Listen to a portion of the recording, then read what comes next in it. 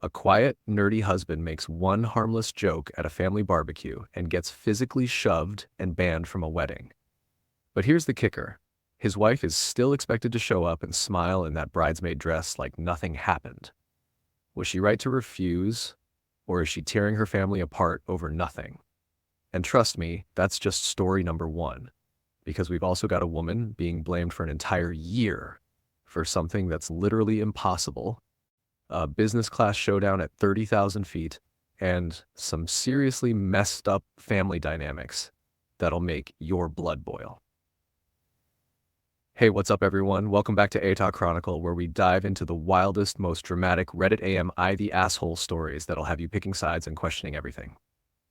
If you're here for the family drama, the tough choices, and those moments where people finally say enough is enough, you're exactly where you need to be. We're on a mission to hit 10K subscribers, and honestly, every like, every comment, every single one of you watching right now gets us closer to that goal. So if you're enjoying the chaos, smash that like button, hit subscribe, and drop a comment letting me know which story has you the most fired up. Now, let's get into it, because story number one, it's wild. Would I be the asshole if I skip my brother's wedding because he uninvited my husband over a joke? Okay, folks, grab your popcorn and maybe a stress ball, because we're about to dive into some peak family dysfunction wrapped up in wedding drama. We've got a fragile ego, a double standard the size of Texas, a whole family enabling bad behavior, and one woman who's finally saying absolutely not to the nonsense. Let's get into it. So our writer is 29 and her brother Jake is 32 and getting married in 2 months. She's supposed to be a bridesmaid, or at least she was supposed to be, which already tells you where this train wreck is heading. Buckle up. First, let's set the stage with some background. Our writer's husband, Tim, and her brother, Jake, have never really gotten along. And honestly, from what she describes, it sounds like they're just fundamentally different people. Tim is quiet and kind of nerdy. Jake is loud and into sports. They're basically living that introvert, extrovert, nerd/jock dynamic that sounds like it came straight out of an 80s movie. But here's the important part. They've always been civil. They're not friends, they don't hang out, they probably wouldn't choose to spend time together if they weren't family adjacent, but they've managed to coexist peacefully. No drama, no major incidents, just two guys who don't vibe but can be in the same room without issue. That's actually pretty mature and reasonable, honestly. So last month they had a family barbecue at the parents' house. Everyone was drinking, things were relaxed, typical family gathering vibes. Jake and his buddies were talking about the bachelor party, and one of them joked about strippers because apparently that's still a thing people think is peak comedy in 2024, but whatever. Now, here's where it gets interesting. Tim, who's usually quiet and doesn't really joke around much, decides to try and join in the conversation. He's making an effort, trying to be social, attempting to engage with Jake's friend group. That's actually really sweet when you think about it. This introverted, nerdy guy trying to connect with his future brother-in-law's loud sports friends. So Tim makes a comment like, well, at least you'll finally see a woman naked, or something dumb like that. And okay, is it the height of comedy? No. Is it groundbreaking humor? Absolutely not. But it's clearly a joke. It's obviously meant as playful banter, the kind of light roasting that happens at literally every bachelor party conversation ever. And everyone laughed, including Jake's fiancée, Sarah. The joke landed, people thought it was funny, and most importantly, it was received as what it was, a harmless attempt at humor. Our writer even says she was happy Tim was trying to join in because he usually doesn't do that kind of thing. But Jake got pissed. Like, oh ha, good one, fake annoyed, not like, all right, buddy, you got me, but actually furious. This grown man immediately got in Tim's face, saying, what the fuck did you just say to me? Like Tim had just insulted his entire bloodline. Tim, probably confused because again, everyone else was laughing, tries to de-escalate by saying, dude, it was a joke, relax, which is the appropriate response. He's trying to diffuse the situation, making it clear there was no malicious intent, basically doing everything right.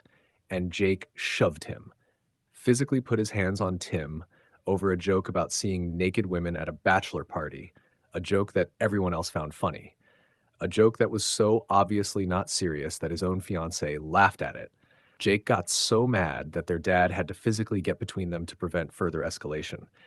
Then Jake stormed off and wouldn't talk to anyone for the rest of the day, which is giving major toddler tantrum energy.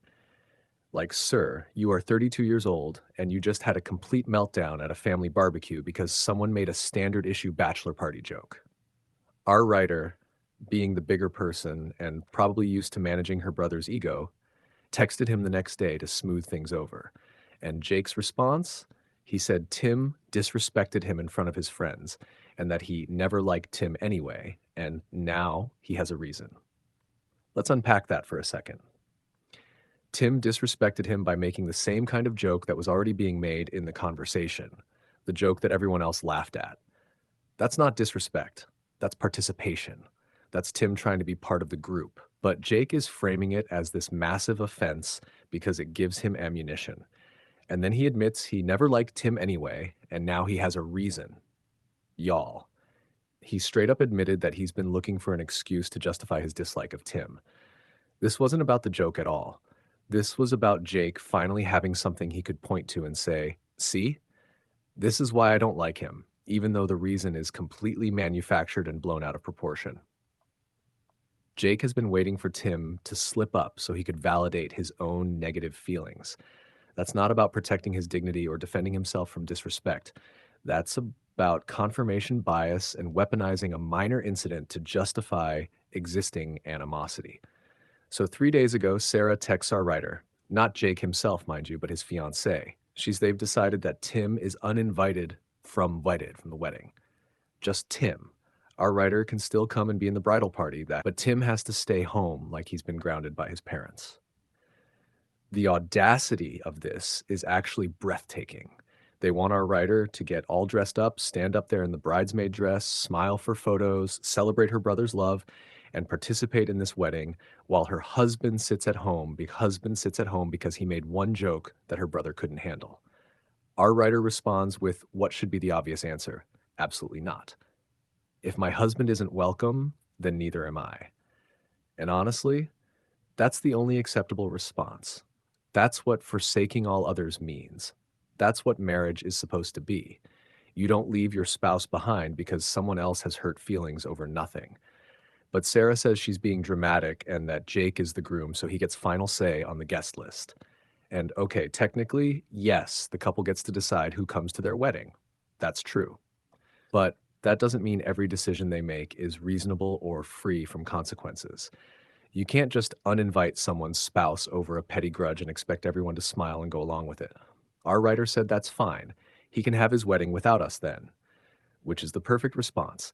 She's not arguing, not begging, not trying to convince them. She's just stating a simple fact. If you exclude my husband, you exclude me too. That's how partnerships work. And now, predictably, the entire family is losing their minds. Mom is crying, saying our writer is ruining Jake's wedding. First of all, she's not ruining anything. Jake ruined his own wedding by being petty and unreasonable. Second, the emotional manipulation of bringing up mom's tears is such a classic move. Making our writer responsible for her mother's emotions because she won't abandon her husband? That's not fair. Dad says Tim should just apologize.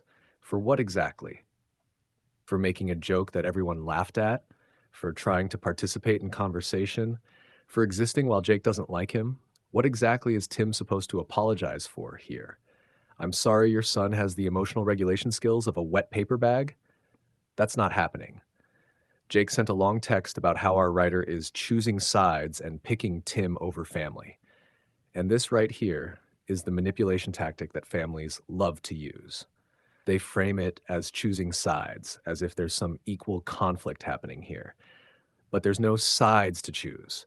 Tim made a harmless Jake, overreacted massively, and now he's trying to punish Tim by excluding him while expecting our writer to just go along with it.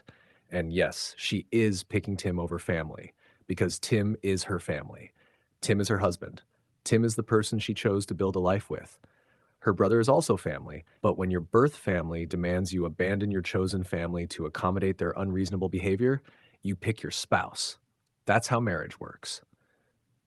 But here's the thing that really seals the deal on how wrong Jake is. Our writer points out that Tim's joke was dumb, but it wasn't mean-spirited. And then she drops the bomb. Jake has said way worse shit to Tim over the years, and Tim never made it a big deal. Jake called Tim gay for not liking football literally at Christmas. Let that sink in. Jake used a sexuality as an insult because Tim doesn't enjoy watching sports. That's actually offensive on multiple levels. It's rude to Tim, and it's homophobic because it uses gay as a negative thing. And Tim didn't demand Jake be uninvited from Christmas. Tim didn't throw a fit. Tim didn't physically shove Jake. So we've got a established pattern here. Jake can dish it out, but he can't take it. Jake can insult Tim with actual mean-spirited comments, but the second Tim makes one mild joke, suddenly it's grounds for wedding banishment. That's not about respect or boundaries. That's about a double standard and Jake's fragile ego. Our writer has been with Tim for 8 years. They've been married for 3. This isn't some new boyfriend she's bringing around.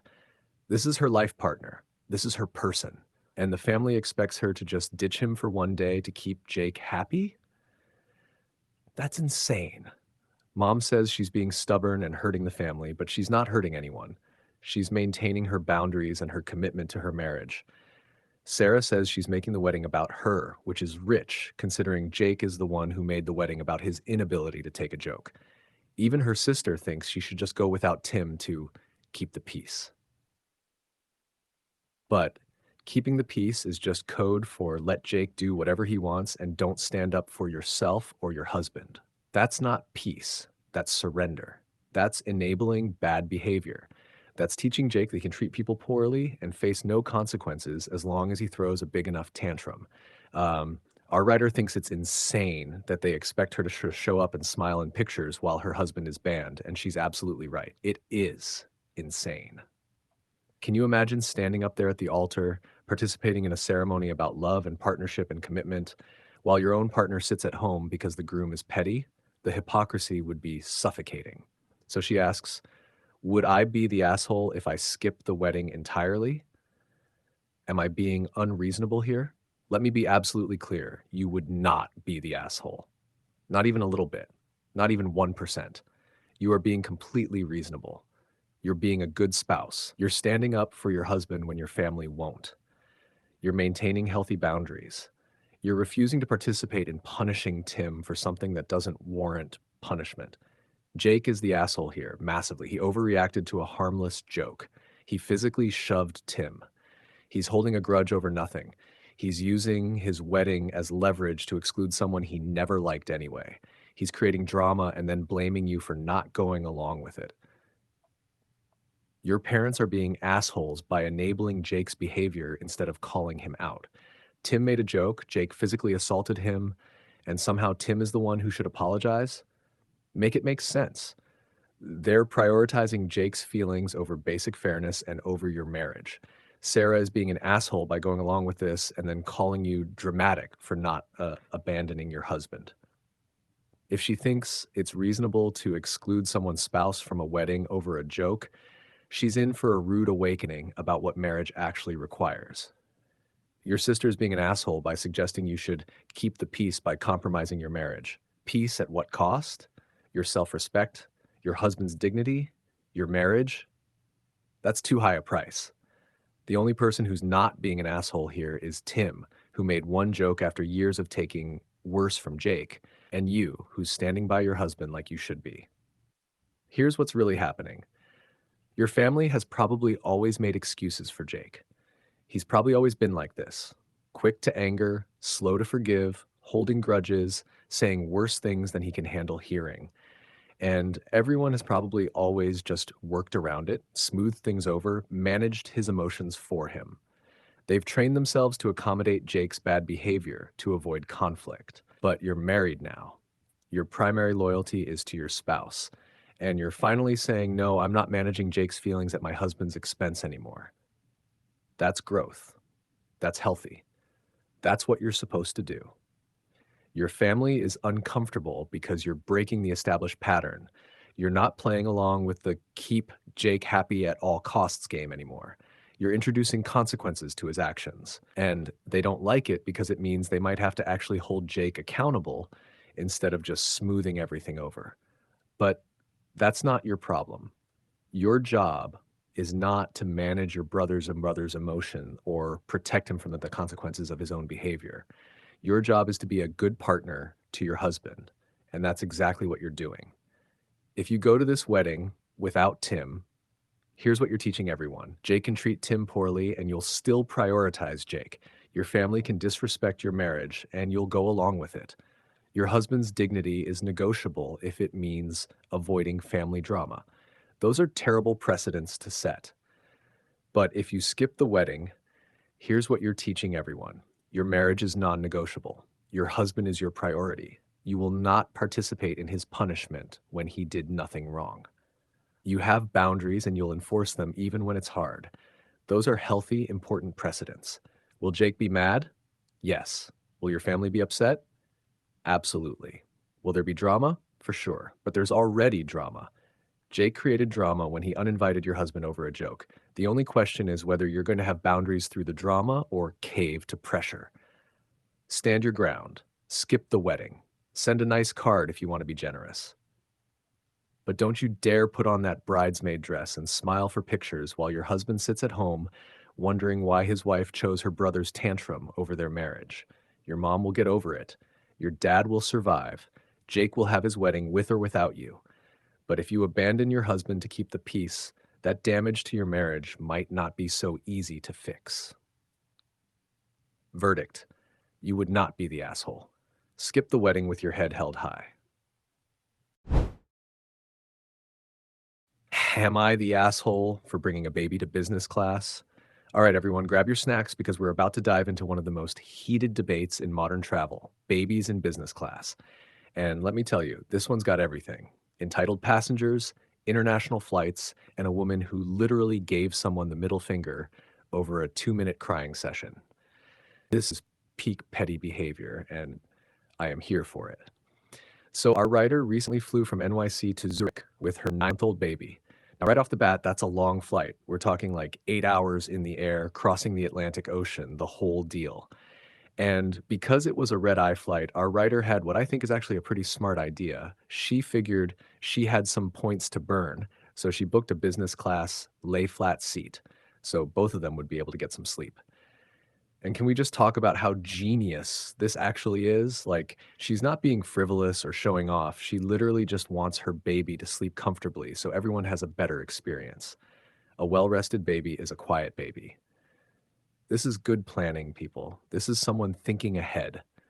She deserves a medal for strategy alone. So she gets on the flight and unloads herself and the baby. Baby is just chilling, looking around, probably fascinated by all the fancy business class amenities, maybe thinking, wow, mom, is this what having airline points gets you? The baby is literally just vibing, not causing any problems, just existing peacefully. Then a woman comes to take the seat next to her, and here's where the energy immediately shifts. Our writer hears this woman say pretty loudly, "Are you kidding me?" Like, not even under her breath, not even trying to be subtle about it, just straight up announcing her displeasure to anyone within earshot. And honestly, the audacity. The baby hasn't even done anything yet. The baby is literally just sitting there being a baby, probably looking cute as hell in their little travel outfit. And this woman is already acting like her entire flight is ruined because a human infant dared to exist in her general vicinity. Our writer says she didn't think anything of it, which shows she's got more patience than me, because I would have already been side-eyeing this lady into next week. But okay, she lets it slide. The flight takes off, and then, plot twist, the baby lays down and sleeps for 3 hours. 3 whole hours. Do you know how rare that is? Do you know how lucky that is? Most planes are crying before the seatbelt sign even turns off. This baby slept for 3 entire hours like a little angel. So that rude woman next to her got 3 full hours of peaceful sleep on her fancy business class seat. And I bet she didn't even appreciate it. I bet she didn't even think, oh, wow, that baby is being incredibly well behaved, and this flight is actually super pleasant. But then at the 3 hour mark, baby wakes up, and baby is hungry. So naturally, baby starts crying. because that's literally the only way babies know how to communicate their needs. They can't exactly tap mom on the shoulder and politely request a bottle. Our writer immediately sits the baby up and goes to make her a bottle. She's on it right away, being responsive, doing what good parents do. And the baby cried for a total of, wait for it, maybe 2 minutes. 2 minutes. I've had my phone ring for longer than that. I've listened to longer ads on YouTube. 2 minutes is literally nothing in the grand scheme of things. But this woman next to her, who had been sleeping peacefully for 3 hours thanks to the baby being quiet, absolutely flies up from her seat. And then, I kid you not, she proceeds to give our writer the finger, a whole middle finger, a full on bird. This grown woman is flipping off a mother holding a 9-month-old baby because said baby cried for 2 whole minutes after being silent for 3 hours. The math isn't mathing here, people. 3 hours of silence, 2 minutes of crying, and this is the response we're going with? Make it make sense. But wait, it gets better. This woman stomps over to the flight attendant deck, and I'm imagining full-on toddler tantrum stomping here, where she loudly tells them that our writer needs to be put in economy. She literally demanded that a paying passenger be moved to a different class because a baby did normal baby things for 2 minutes. The entitlement is absolutely unhinged. Like, ma'am, you're not the CEO of the airline. You don't get to decide who sits where. You don't have some special business class police badge that lets you exile people to economy because you didn't get your beauty sleep. This isn't your private jet. It's a commercial flight that this woman paid for, just like you did. When she comes back to her seat, she tells our rider that babies don't belong in business class, and if she can't control her infant, she shouldn't be there. Okay, first of all, the baby cried for 2 minutes and then was fine. That is controlling the situation. Our rider handled it immediately. What does this woman expect? A mute button? A pause feature? Babies are humans, not robots. They have needs and feelings, and sometimes they express those through crying. That's literally how babies work. It's been that way since the dawn of humanity. Second, babies don't belong in business class is such an elitist, classist, ridiculous thing to say. So babies only deserve to be comfortable if their parents are poor enough to be flying economy? Make that make sense. If you paid for a ticket, you get to sit in that seat. End of story. There's no asterisk that says unless you're under a certain age.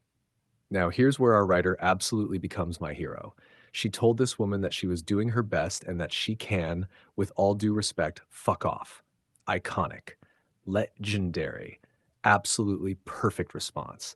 And then she adds that if this woman didn't want the roulette of who she sat next to on a commercial flight, she could fly her ass private. I actually gasped when I read that because it's so perfectly delivered. It's the kind of comeback you think of 3 days later in the shower, except our writer came up with it in the moment.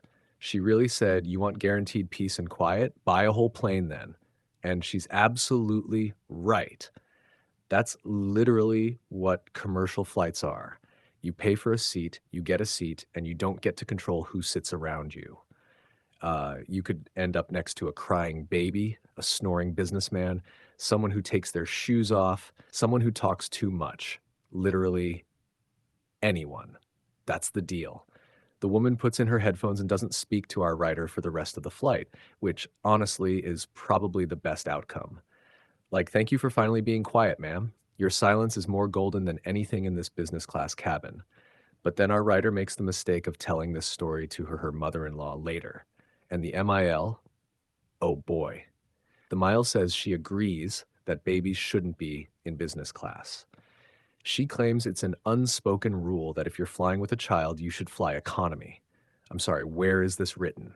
Where is this rule? Show me the handbook. Show me the aviation law. Show me the secret scroll that all parents are supposed to read that says, thou shalt only fly economy when you have spawned. This is absolutely made up. This is not a thing. There is no unspoken rule except in the minds of people who think having money means you shouldn't have to see or hear children. Our writer thinks this is absurd, and honestly, she's completely right. Why should she be an economy if she doesn't have to be just because she has a baby? That seems insane because it is insane. She paid for business class. She has every right to use those seats. Her baby is a ticketed passenger. They both belong there just as much as anyone else who paid for a ticket. This whole unspoken rule thing is just code for I don't think parents deserve nice things, or I don't think I should have to be reminded that children exist in public spaces. And that's a personal problem, not a rule. Here's the thing that really gets me about this whole situation. The baby was actually incredibly well behaved. 3 hours of sleep, 2 minutes of crying when hungry, and presumably fine for the rest of the flight after getting fed. That's honestly better behavior than a lot of adult passengers I could name. I've been on flights where grown men snore like chainsaws for 6 hours straight. I've been next to people who watch movies without headphones. I've dealt with people who bring tuna sandwiches and just stink up the whole cabin. A baby crying for 2 minutes is nothing. It's barely a blip. It's less disruptive than the person in the row behind you who keeps kicking your seat. It's less annoying than someone reclining their seat into your lap. It's less gross than someone clipping their nails mid-flight, which, yes, I have witnessed with my own traumatized eyes. And let's talk about the reality of flying with babies for a second. Parents don't want their babies to cry on planes. Do people think parents are just sitting there like, oh, good, my baby is screaming exactly as I planned? No. It's stressful and embarrassing, and you can feel everyone judging you, even though you're doing everything you possibly can. Our writer brought the baby to business class specifically to increase the chances of the baby sleeping and being comfortable. She was being considerate. She was trying to make the experience better for everyone. But some people, like the woman on this flight and apparently the MIL, seem to think that having a baby means you lose your right to spend your money how you want or to access the same services as everyone else. Like parenthood is some kind of punishment where you're banished to the worst seats on the plane until your kid turns 18. And you know what? If we follow that logic, where does it end? Should parents not go to nice restaurants? Should they not stay at nice hotels? Should they not go on vacations at all? Should they just stay home in their economy class lives until their children are grown? That's not realistic and it's not fair. The reality is that babies exist, they're part of society, they're going to be in public spaces, including airplanes, including business class. And yeah, sometimes they cry, sometimes they're fussy, sometimes they have needs that require immediate attention. That's what babies do. If you can't handle being around a baby for a few hours, maybe you're the one who should be looking into private travel options. Our writer handled this situation with way more grace than I would have. She responded to her baby's needs quickly.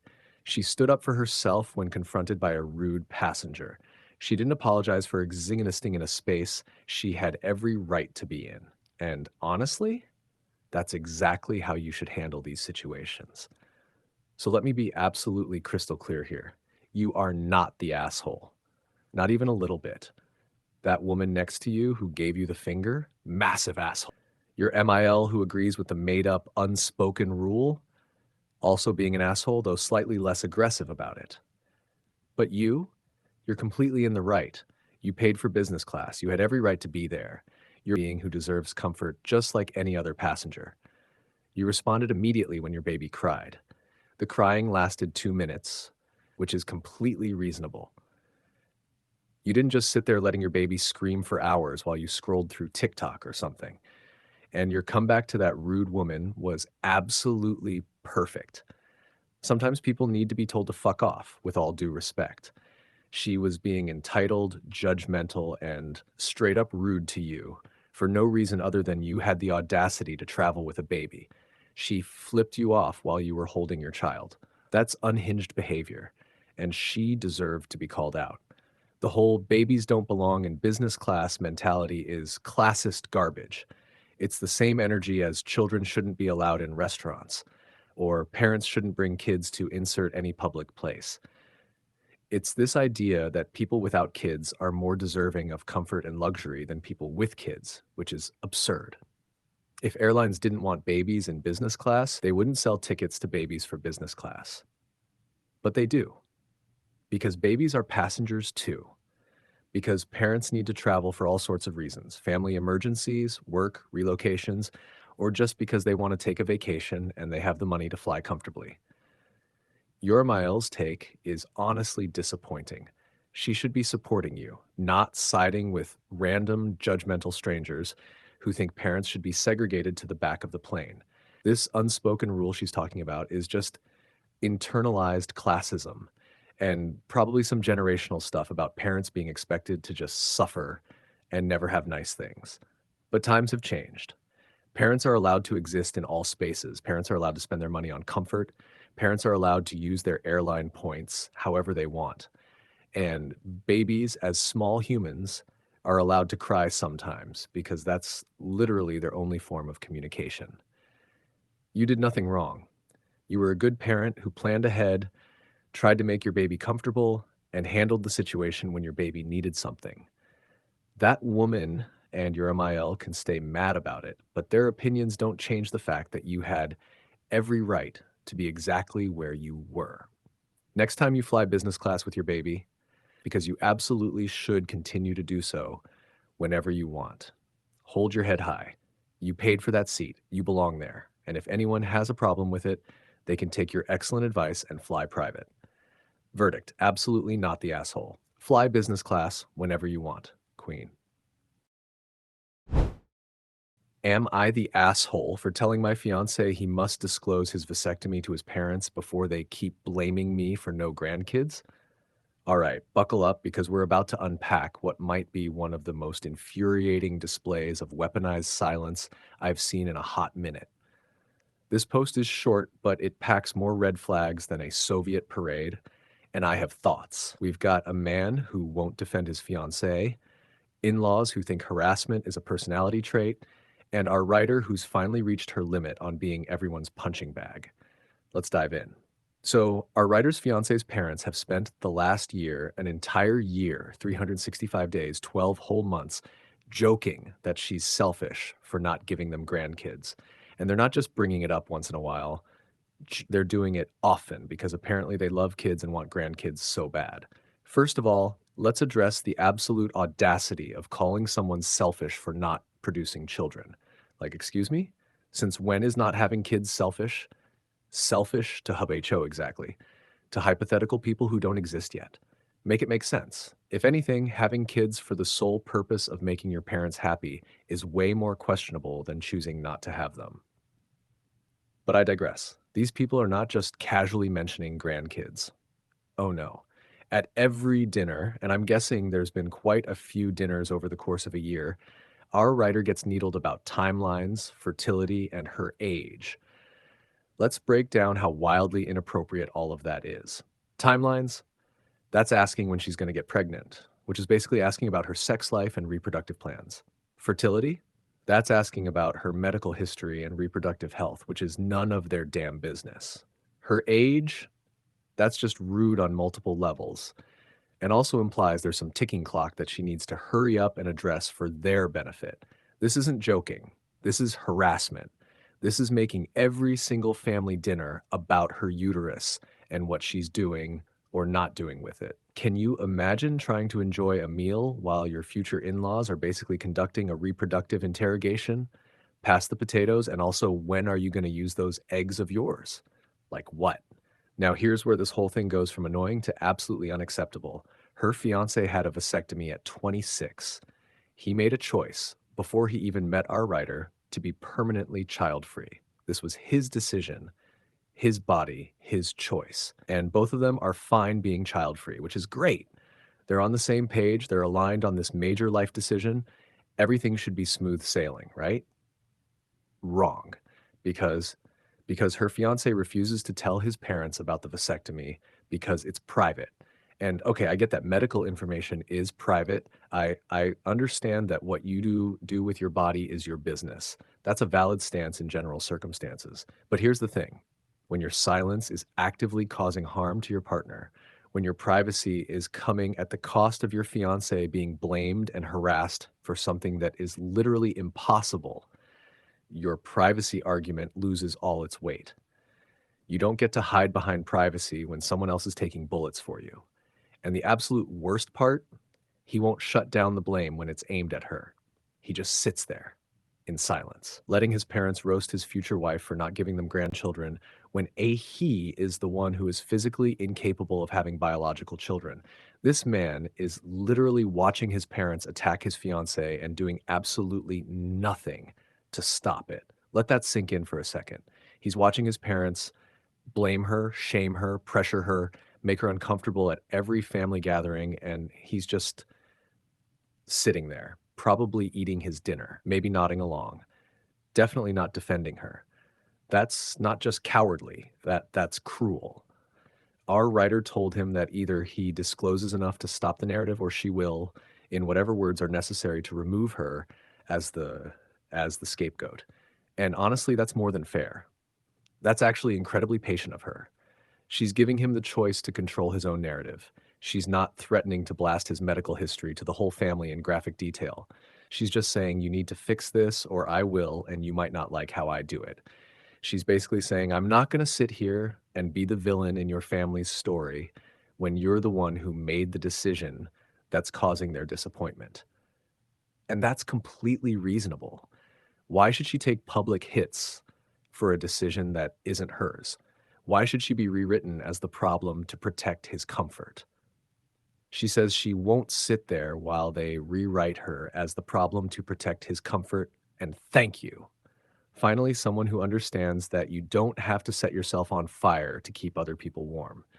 She's done being the clown, and she should be done with it because this whole situation is a circus. But get this, his response to her completely reasonable ultimatum is silence. He went silent about it. The man who won't speak up to defend her from his parents also won't speak up when she's telling him this situation is unacceptable. The silence is his whole personality at this point. And then, oh, this makes my blood boil. He said that she's forcing him and acting like he is the victim. Let me get this straight. He had a vasectomy. He won't tell his parents. He lets them blame her. She asks him to fix it, and somehow he's the victim. The mental gymnastics required to make yourself the victim in this scenario deserve an Olympic gold medal. This man is really out here acting oppressed because his fiance doesn't want to be the scapegoat for his reproductive choices. Make it make sense. He's basically saying, how dare you force me to either defend you or be honest with my parents about my own medical decisions that directly impact this situation? Like, sir, those are both things you should be doing without being asked. The bar is in hell, and this man brought a shovel to dig under it. Let's talk about what's really happening here. This man is comfortable with the current arrangement where his parents think their lack of grandchildren is his fiance's fault. He's comfortable letting her take the heat. He's comfortable with her being seen as the bad guy. Why? Because it's easier for him. If he tells his parents about the vasectomy, he becomes the problem in their eyes. He becomes the reason they don't have grandkids. He has to deal with their disappointment and their questions and their potential anger. So instead, he's letting his fiancée absorb all of that while he skates by as the innocent party who would totally give them grandkids if only his selfish fiancée would cooperate. That's not privacy. That's cowardice. That's throwing your partner under the bus to avoid an uncomfortable conversation with your parents. That's prioritizing your parents' perception of you over your fiance's dignity and peace of mind. And the fact that he won't even shut down the blame when it's aimed at her, that tells you everything you need to know about how he handles conflict. He doesn't. He just sits there and lets the person he supposedly loves get attacked because standing up to his parents is too uncomfortable for him. This is what your future looks like with this man. Every disagreement with his parents, every boundary that needs to be set, every time they overstep, he's going to sit there in silence while you take the heat. He's going to watch them disrespect you and do nothing. He's going to prioritize their comfort over your well-being every single time. And when you finally get fed up and say something, he's going to act like you're the problem. He's going to make himself the victim. He's going to accuse you of forcing him to choose or being unreasonable or whatever other manipulation tactic makes him feel better about his complete failure as a partner. Our writer asks if she's the asshole, and let me be absolutely crystal clear. You are not the asshole, not even close. Not even in the same universe as asshole territory. Your fiance is the asshole. Massively. Spectacularly, undeniably. He's the asshole for not telling his parents the truth. He's the asshole for letting them blame you. He's the asshole for not defending you. He's the asshole for playing victim when you ask him to fix the problem he created.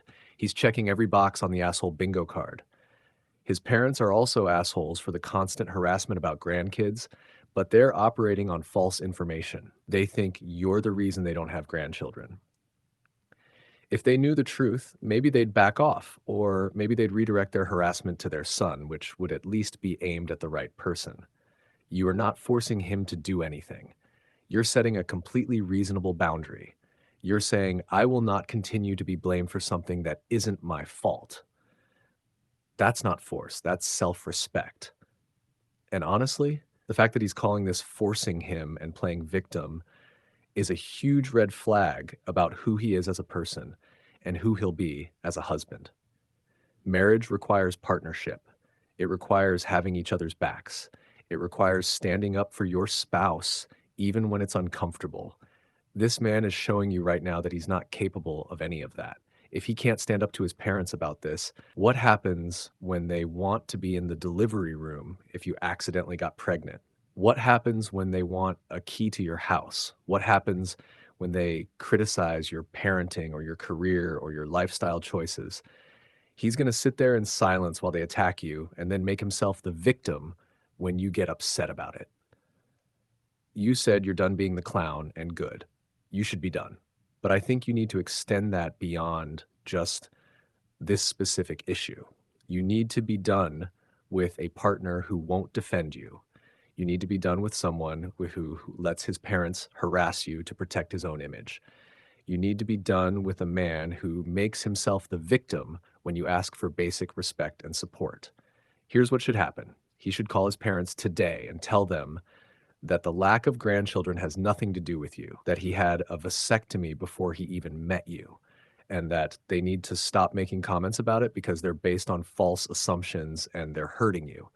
He doesn't have to give them every medical detail, but he needs to make it clear that their blame is misplaced.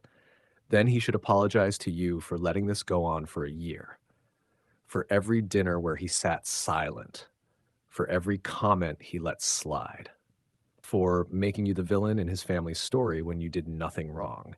And if he can't do those basic things, if he continues to play victim and act like you're being unreasonable, then you need to seriously reconsider whether this is the partner you want for the rest of your life. Because let me tell you, it doesn't get better. A man who won't defend you before marriage definitely won't defend you after. A man who prioritizes his parents' comfort over yours now will continue to do so for your entire relationship.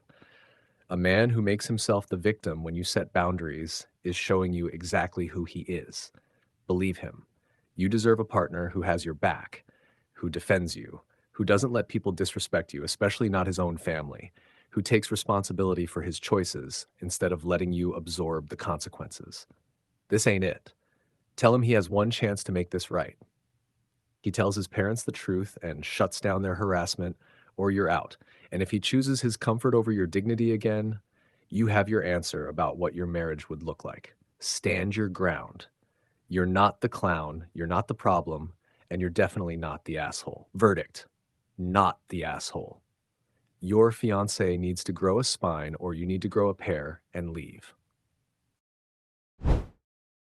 Am I the asshole for telling my fiance we should break up because I won't make my son consider her his mom? Okay, y'all, settle in because this one hits different. We're diving into some seriously heavy territory involving a kid, a biological mom who's MIA, a stepmom to be with some feelings, and a dad who's stuck in the middle trying to do right by his son.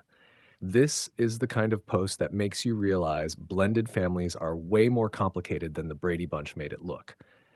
So, our writer is a 30-year-old dad who has custody of his 10-year-old son. Right off the bat, we need to understand the context here. His son's biological mom currently has zero visitation or custody rights, like none. She's not stable and can't be trusted to even cooperate with supervised visits, which, if you know anything about the family court system, tells you a lot. Courts generally bend over backwards to keep both parents involved. So for a mom to not even have supervised visitation, That's telling you the situation is pretty serious. The last time his son saw his bio mom was 2 years ago, and even that was a supervised visit.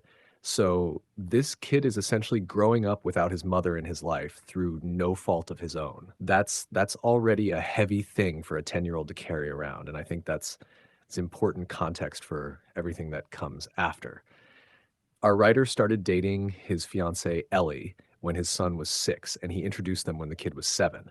So Ellie has been in this child's life for about 3 years now, which is a decent chunk of time. And from what our writer says, they get along pretty well. His son didn't have any issues with dad dating Ellie or with Ellie being around in general. Like there was no drama, no "you're not my real mom" attitude problems, no resentment. The kid was cool with the whole situation. But here's the thing, and this is crucial. The son doesn't have a very close bond with her, and he hasn't formed the kind of bond where he loves her like a mom or sees her as a mom. He's fine with her as dad's girlfriend, spouse, as someone who's around and part of his life, but he doesn't view her as a parental figure. And honestly, that's completely valid. Kids don't owe step-parents or potential step-parents a specific type of relationship just because the adults want it. Recently, Ellie admitted to our writer that she has an issue with the son seeing her as his dad's girlfriend slash fiancée and not as a mom to him. And okay, I get having feelings about this. I understand wanting to have a closer bond with a kid you're helping raise. But here's where it starts getting a little uncomfortable. She has tried to create that bond with him because she has started to see him as her son. Notice the wording here. She has started to see him as her son, but he never felt the same. You can't force feelings, especially not with kids. Kids are honest in a way adults aren't. They don't do performative emotions. If they don't feel something, they just don't feel it. And apparently the kid corrects anyone who assumes she's his mom, which is actually healthy boundary setting from a 10-year-old, honestly. He knows who his mom is, even if she's not in his life, and he knows Ellie isn't that person.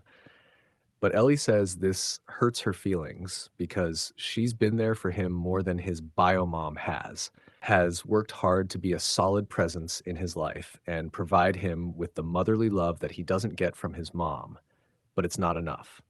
Here's the thing though, being there for a kid and doing nice things for them doesn't automatically entitle you to a specific title or relationship. Like, yes, Ellie has been more present than bio mom. That's objectively true, and it's great that she's been a positive presence. But you don't earn the title of mom through a points system. That's not how emotional bonds work, especially with kids who are processing the absence of their actual mother. So Ellie drops what she wants. She said she wants him to get back into therapy. So he's been in therapy before, which makes sense given his situation, and for them to do therapy as a family to get them to that point for the wedding. And here's where my alarm bells really start going off. She says she wants to be able to call him her son and have him call her mom at the wedding, and that he won't do it on his own, so they need to encourage it. Y'all, the wedding is not a stage play where everyone performs their assigned roles. This is real life with real emotions and a real kid who has real feelings about his real mom not being in his life. Wanting to manufacture a Hallmark movie moment for your wedding day at the expense of a 10-year-old's genuine feelings? That's not it. Our writer asks her why she'd want to force this, which is the exact right question to ask. And Ellie does that thing people do where they swap out one word for another that sounds better. She says it's not forcing, it's encouraging. But like, is there really a difference when you're talking about putting a kid in therapy specifically to get him to call you mom by a certain deadline? That's force with a pretty bow on it. Then she asks our writer, don't you think he needs a mother to be present and love him and teach him everything he needs to know? And okay, this is manipulation dressed up as concern. She's essentially saying, don't you want what's best for your son?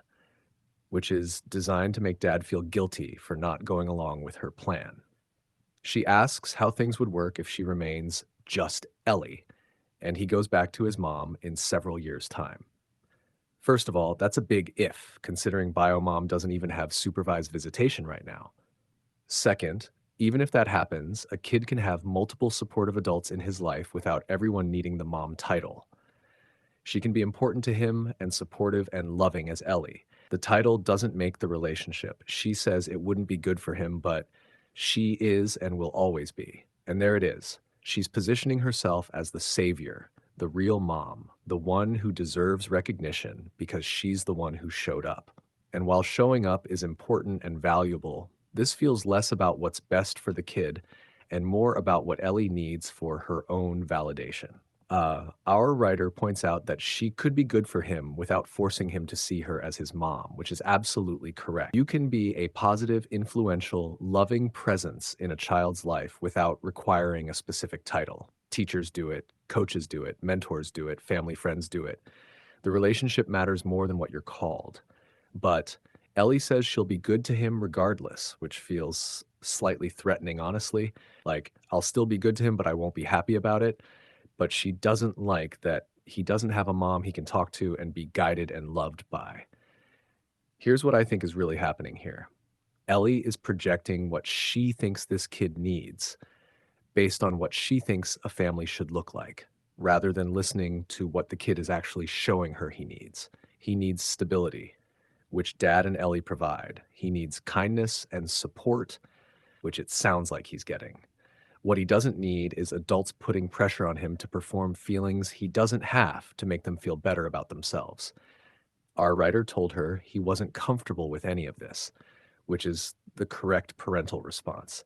He's prioritizing his kid's emotional well-being over his fiance's desire for a certain family dynamic. That's what good parents do. And then Ellie pulls out the big guns. She says he should want to do this for our family, and she's not sure she could marry him if that's his attitude. Let's be real about what just happened here. She just issued an ultimatum. She essentially said, force your son to call me mom or I'm out. She's making her willingness to marry him contingent on him overriding his parental instincts and his son's stated boundaries to give her what she wants. That's manipulative. That's a red flag so big you could see it from space. So our writer told her they should break up then because he won't force his son to consider her mom. Can we just take a moment to appreciate this man? He didn't waffle. He didn't say, let me think about it. He didn't try to find some middle ground that would make everyone happy, but his son uncomfortable. He straight up said, if that's your condition, then we're done because he's putting his kid first. That's what you're supposed to do as a parent. Your kid's emotional safety comes before your romantic relationship, period. Ellie wasn't expecting that to be his answer, which tells you she thought she had leverage here. She thought he'd cave because he loves her and wants to marry her. She didn't think he'd actually choose his son over her ultimatum. And then she asks why he wouldn't reconsider for his son's sake. The audacity. She literally just framed her ultimatum as being for his son's sake, when it's clearly about what she wants. She wants the title. She wants the recognition. She wants to stand at that wedding and have people see her as mom. This isn't about the kid's therapeutic needs. It's about her and her vision of what their family should look like. Our writer says he doesn't believe it would benefit his son to force this, and he's absolutely right. Because even if you call it encouraging, all that extra therapy and the pressure of her wish for the wedding feels a lot like force. And he's spot on with that assessment. Uh, Here's what therapy should be for kids: processing their feelings, developing coping skills, working through trauma or difficult situations. Here's what therapy should not be for: convincing a kid to call someone mom because that person wants to be called mom by a wedding date. That's not therapy. That's coercion with a licensed professional in the room. The kid is 10 years old. He knows his mom isn't around. He knows Ellie is dad's fiancée. He's been cool with the whole situation until Ellie decided his natural feelings weren't good enough and needed to be fixed. This kid is already dealing with the trauma and confusion of having an unstable bio mom who can't even have supervised visits. The last thing he needs is pressure to perform a relationship he doesn't feel to make the adults in his life more comfortable. And can we talk about what message this sends to the kid? If dad forces this, it tells his son that his feelings don't matter, that adults will override his boundaries when it's convenient for them, that he needs to pretend to feel things he doesn't feel to keep the peace. Those are terrible lessons to teach a child, especially one who's already vulnerable. Let me be absolutely clear here. You are not the asshole, not even a tiny bit. You are being an excellent father. You are prioritizing your son's emotional well being over your fiance's wants. You are respecting your son's boundaries and his right to his own feelings. You are refusing to put him in a position where he's pressured to perform emotions he doesn't have. That's textbook good parenting. Ellie, on the other hand, is being the asshole here. And I don't say that lightly because I actually do understand where some of her feelings are coming from. It's hard to be a step-parent or potential step-parent. It's hard to love a kid and not have that love fully reciprocated in the way you want. It's hard to show up every day and not get the recognition you think you deserve. But here's the thing. Being a parent, step or otherwise, isn't about what you get out of it. It's about what you give to the kid. It's about showing up because it's the right thing to do, not because you're earning points toward a specific title. And the second you make it about your needs instead of the kid's needs, you've lost the plot. Ellie has been in this kid's life for 3 years. That's not nothing, but it's also not a lifetime. This kid had 7 years before she came along, 7 years of presumably just him and dad, 7 years of processing why his mom isn't around. You don't undo all of that with therapy sessions designed to manufacture a specific outcome. And the wedding deadline makes this so much worse. She wants him to call her mom at the wedding. Why? So she can have her perfect family moment, so guests will see them as a real family, so she can post photos with captions about my son. That's about optics and validation, not about genuine relationship building. If Ellie genuinely cared about building a strong relationship with this kid, she'd be patient. She'd let it develop naturally. She'd understand that trust and love, especially from a kid who has been abandoned by his bio mom, takes time. You can't speed run a mother-son bond because you've got a wedding date circled on the calendar, and issuing an ultimatum, that's probably the worst thing she could have done. Because now she's shown our writer exactly who she is, someone who will put her wants above his son's needs, someone who will threaten to leave if she doesn't get her way, someone who sees this kid as a role to fill rather than a person with his own valid feelings. Your son is getting along fine with Ellie as she is. He's not resentful, not acting out, not causing problems. He's just being honest about how he feels, which is healthy. Forcing him to call her mom won't create genuine feelings. It'll just teach him to lie about his emotions to keep the peace. And that's a terrible foundation for any relationship. Breaking up sucks. Calling off a wedding sucks. But you know what sucks more? Marrying someone who's already shown they'll prioritize their feelings over your kid's well-being. Because if she's willing to force this issue now, what else will she try to force later? What other boundaries of your son's will she decide aren't valid because they don't fit her vision of the family? Your son needs to know that you've got his back, that his feelings matter, that he won't be forced to perform emotions he doesn't have. You're teaching him that his boundaries are valid and will be respected.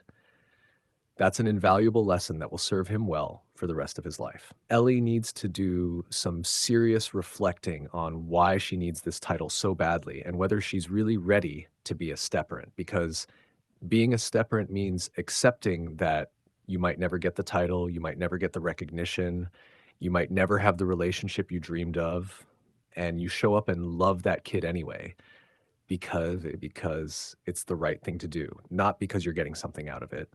If she can't accept that, then yeah, breaking up is the right call. Your son deserves adults in his life who accept him as he is, not adults who need him to be different to validate their role. Stand your ground, protect your kid, and if Ellie can't get on board with that, then she's not the right person for either of you. Verdict: absolutely not the asshole. You're being an amazing dad. Am I the asshole for telling my BF I'm not going to be anything like his mom, and if he expects that we should break up? Okay, so buckle up because we're about to dive into what I can only describe as a full-on lifestyle compatibility crisis that honestly should have been a conversation way before a funeral trip. But here we are. So our writer is a 24-year-old woman and her boyfriend is 25. They just got back from his hometown because unfortunately his grandma passed away and they stayed for 4 days. Rest in peace to Grandma. But also, this trip apparently unlocked a whole new level of relationship drama that nobody saw coming. Now, before we get into it, the writer makes it clear she's got nothing against the mom. The mom is sweet, warm, welcoming, all the good stuff. But here's where things get absolutely wild. This woman has 13 children. Yes, you read that right. 13. The youngest isn't even a year old yet. Like, ma'am, when do you sleep? When do you breathe? When do you exist as a person? The house is huge and very clean, apparently, and everyone seemed great. Cool, cool. But then our writer starts noticing some things during this visit that are giving her major pause. And honestly, I don't blame her one bit. So the mom has always been a stay-at-home mom, which, like, fair enough, that's a valid choice. But apparently, this woman is running a full-service hotel, restaurant, and laundry service all rolled into one. She was constantly busy the entire time they were there, and I mean constantly. This woman did literally everything around the house. She basically streamlined her husband's entire existence. Like, this man doesn't have to do anything at home. Nothing. Nada. Zip. She cooks, she cleans, she looks after the children, all 13 of them, remember? She does his laundry and irons everything. His dad really didn't do anything at all. But wait, there's more. Apparently, she even takes care of the yard and gardens. The man literally just does maintenance. That's it. That's his whole contribution to the household. Oh, and get this. She gets up before him every morning to make his breakfast and lunch and gets everything ready, so all this grown man has to do is grab it and go. Like he's a kindergartner whose mom is packing his lunchbox. I'm sorry, but that's a lot. That's giving 1950s housewife energy, but on steroids and with way more kids. Now, the boyfriend did mention that once the kids get old enough, they have their own chores and stuff, which honestly, they better because can you imagine? But still, the mom was doing a serious amount of work, like an absolutely unhinged amount of work. So his dad owns some sort of contractor business, and here's where it gets even more traditional. As soon as this man walked in the door after work, there was food already on the table, and nobody, literally nobody, was allowed to eat until dad sat down, took his first bite, and told mom the food was good. Like, what is this? A period drama? Are we in the 1800s? Did I miss something? And the meal she cooked was absolutely massive. There was enough food to feed an army, and she was cooking most of the evening to pull this off. Our writer says it was very good, but holy crap, it was a lot.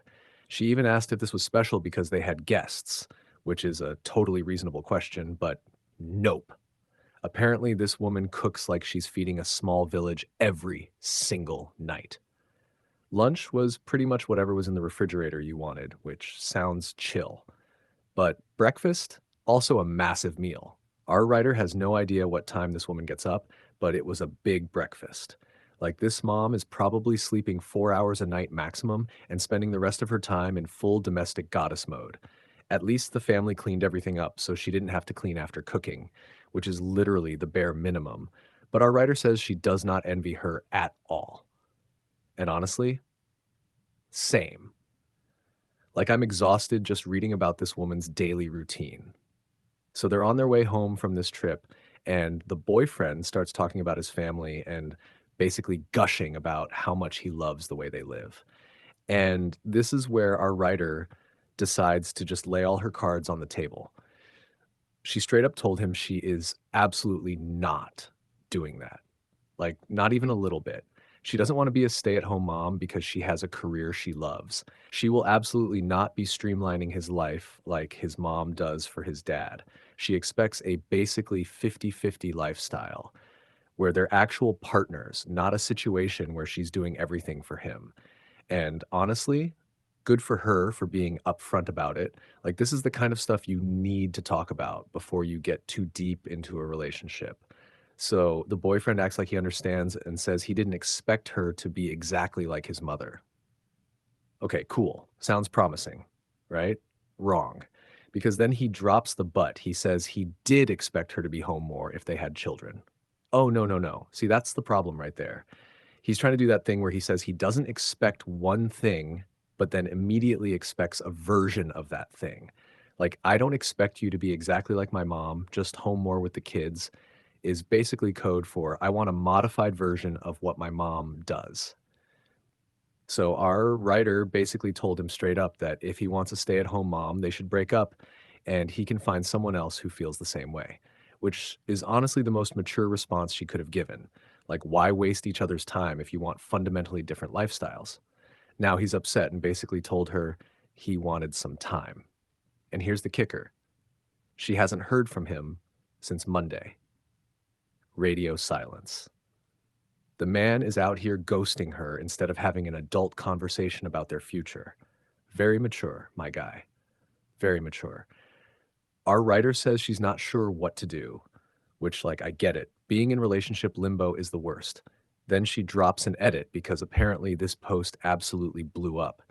She was expecting maybe 10 replies max, and instead the internet did what the internet does and went absolutely feral in the comments. She just got off work and is apologizing for not responding, which is sweet, but also, girl, you don't owe Reddit your immediate attention. So she answers some questions in the edit. The oldest 8 children are all adults and don't live there.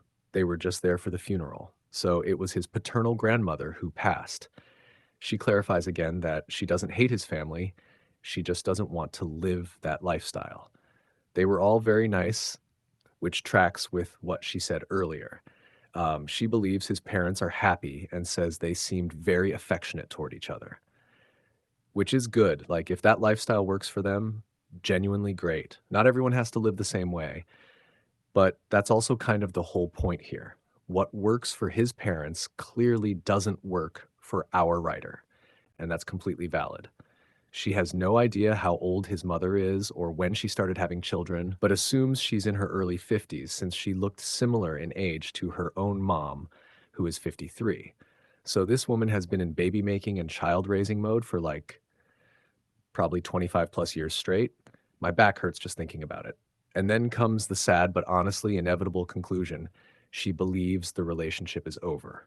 She agrees they're incompatible, which shows a lot of self-awareness and maturity, honestly. She plans to call and talk to him that night to presumably make it official. So here's my take. You are absolutely not the asshole here. Not even a little bit, not even 1%. This is literally a fundamental lifestyle incompatibility, and you handled it like an adult. You didn't trash his family. You didn't say his mom was wrong for her choices. You just made it crystal clear that her life is not the life you want, and you expect a partnership, not a situation where you're running yourself into the ground, taking care of a grown man who can't pack his own lunch. The fact that your boyfriend went silent instead of having a real conversation about this tells you everything you need to know.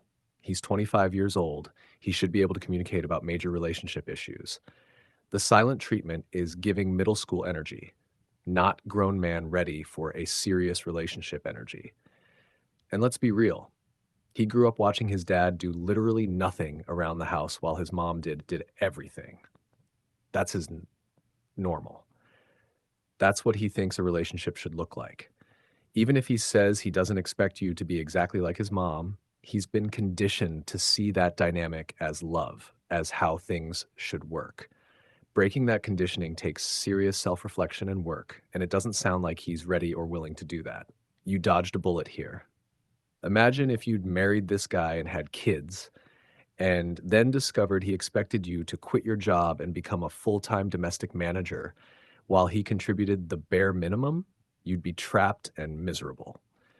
Instead, you had this conversation early. You were honest about your boundaries and expectations, and you didn't back down when he tried to negotiate you into a compromise that still wouldn't make you happy.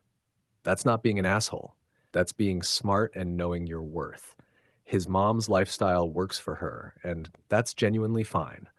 Some people truly do find fulfillment in being a stay-at-home parent and running the household. But that's not you, and it doesn't have to be. You're allowed to want a career.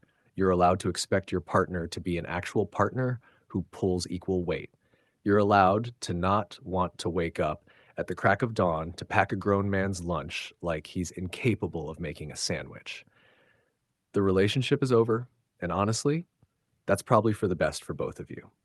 He needs to find someone who genuinely wants that traditional lifestyle, and you need someone who sees you as an equal partner, not a future personal assistant. Good luck with that phone call, and I hope you find someone who actually matches your values and expectations. You deserve a real partnership, not an audition for Stepford Wives, the next generation. Verdict: not the asshole. Not even close.